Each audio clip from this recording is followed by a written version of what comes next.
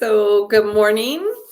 Hi, my name is Cory Fisk. I am the founder of Construction Management Online. So, I want to welcome you here today for our Mentorship Monday.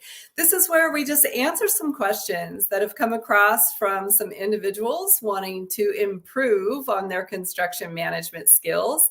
And so we just want to be able to provide mentorship. You can't skip experience, but you can lean on the experience of others.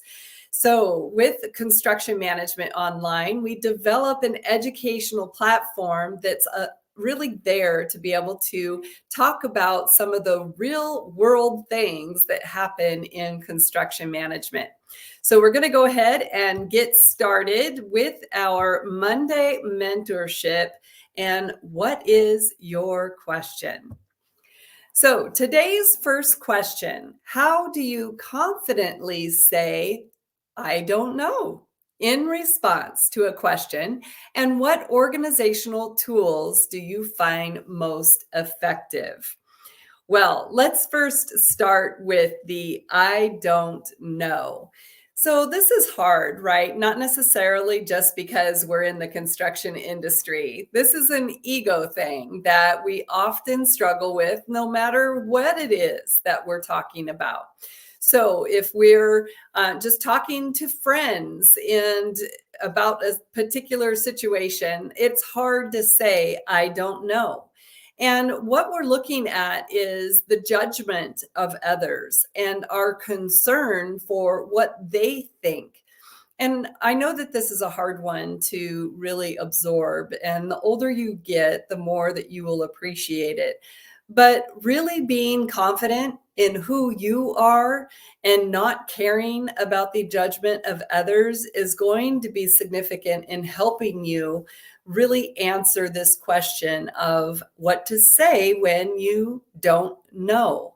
And really, it all comes down to just being honest. What is it that you don't know about this particular item? Maybe you haven't had enough information that has been provided to you on this topic, or maybe you have no clue. And in that case, don't pretend. Don't try to fill in with some word salad that makes people think that you know what you're talking about, but instead being able to be honest about the situation. I know that I'm a project manager on this particular project. I don't know exactly what the response or answer should be to your question. However, I will do everything I can to find something out by the end of the day, and I will get back with you. So, being able to facilitate that opportunity of gathering information on the project gives you time to be able to go and identify the experts in the particular area where you can at least retrieve a summary of information to be able to provide back to the team or back to the group.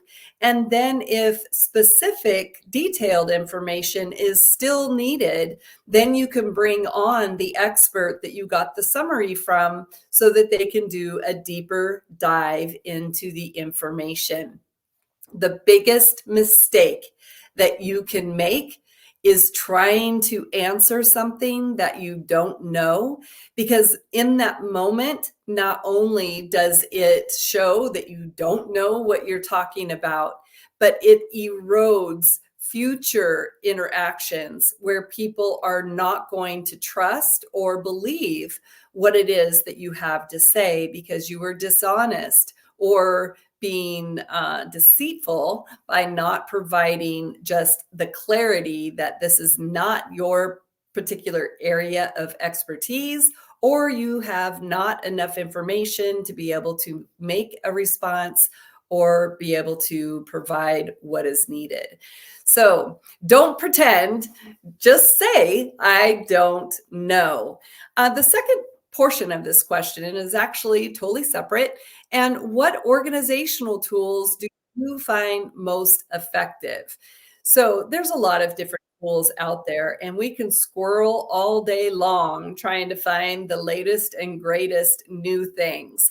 So the one thing that I would tell any and all construction managers out there is to make sure that you know how to use Excel.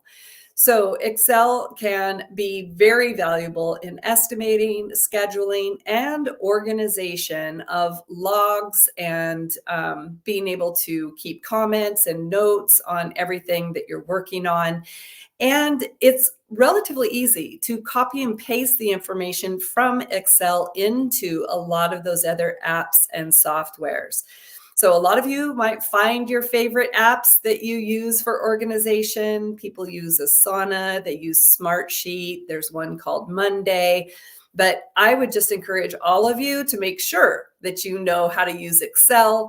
And then whatever company you go to work for most likely will have a preferred software app that you will be using, and you'll be able to jump into that one relatively easy if you have developed a foundation knowledge in Excel.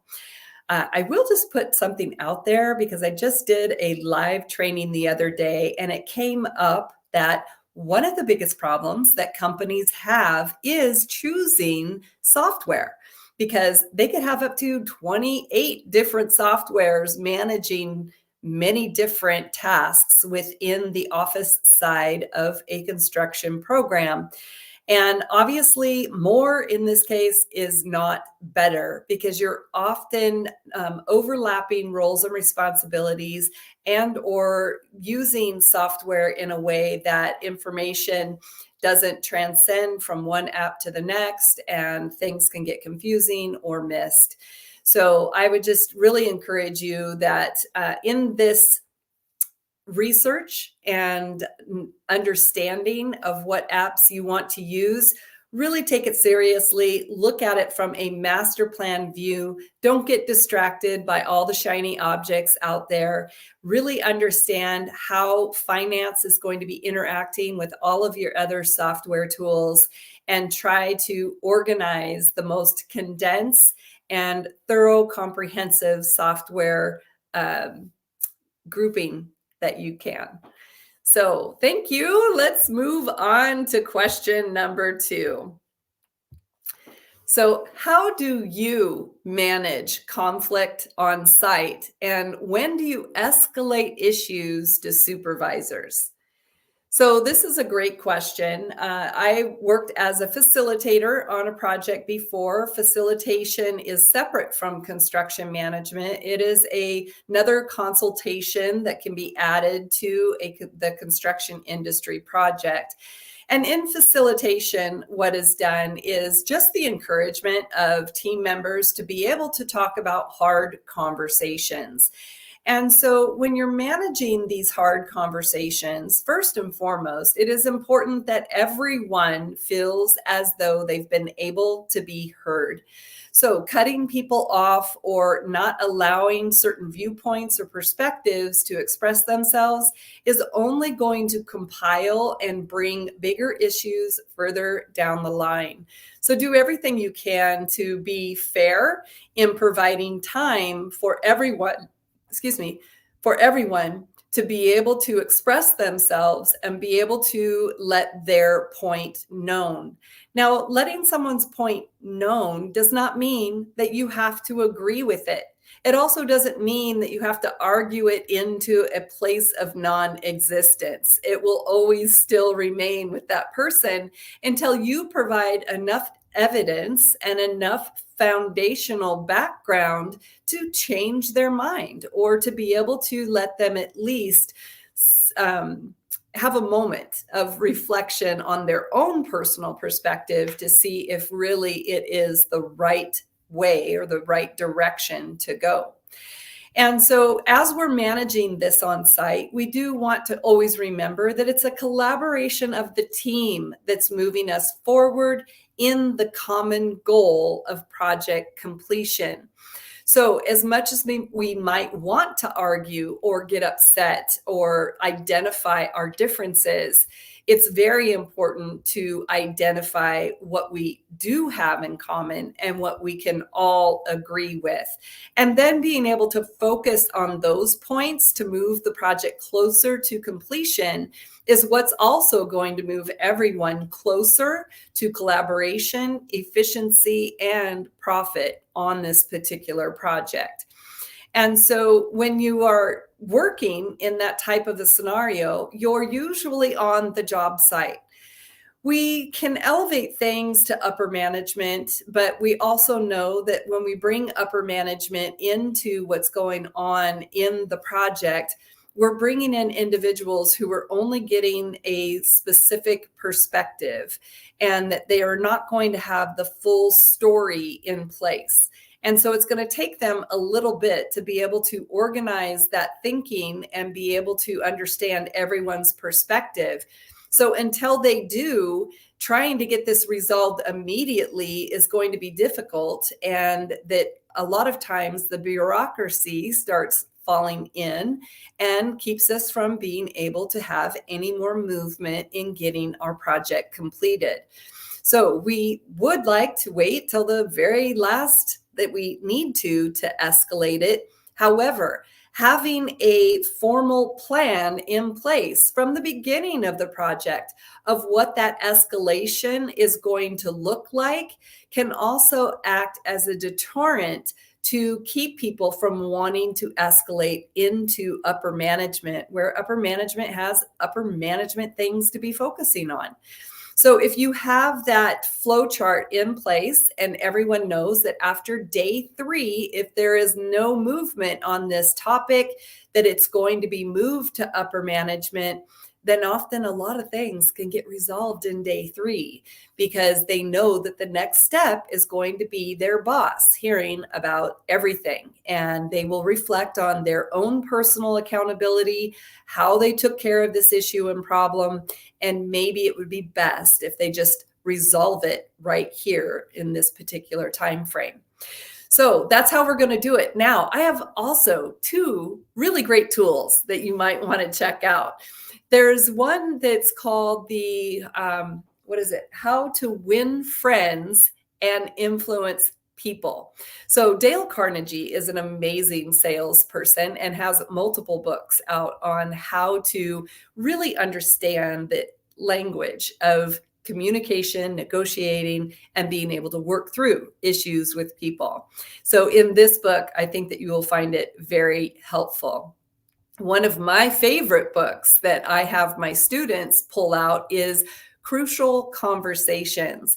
And this book actually has practical applications and a dialogue that goes back and forth that gives you just a real world experience of how to apply some of these strategic ideas that they have in being able to work through difficult conversations.